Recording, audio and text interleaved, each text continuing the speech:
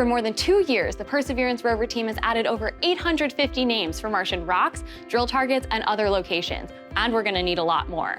But where did these names come from? Let's find out the process.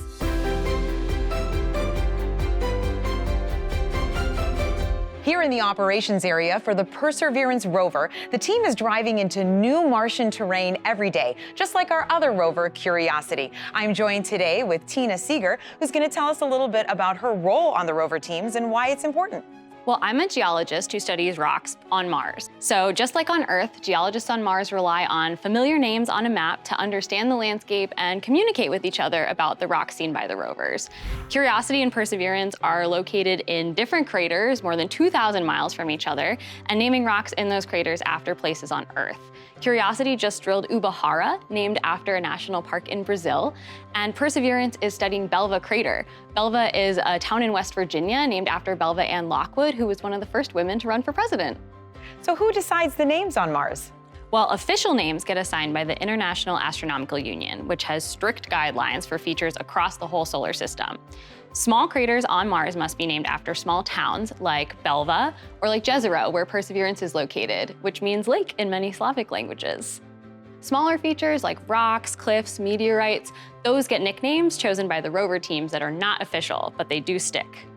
How do you come up with the names for these smaller features, like rocks? Well, in the 90s, they came up with names on the fly, and that's why you got silly names like Barnacle Bill, Indiana Jones, but now we compile lists of names ahead of time based on different themes. We draw a grid on the map where each square is a different quadrant that represents a different theme. Curiosity has used names from South America, Scotland. Perseverance uses names from national parks around the world. How were these names decided? Names can come from anywhere in your imagination. Going back to Pathfinder, a rock looked like the face of Yogi Bear and got the name Yogi Rock. This meteorite is Heat Shield Rock, which sits near debris from Opportunity's heat shield.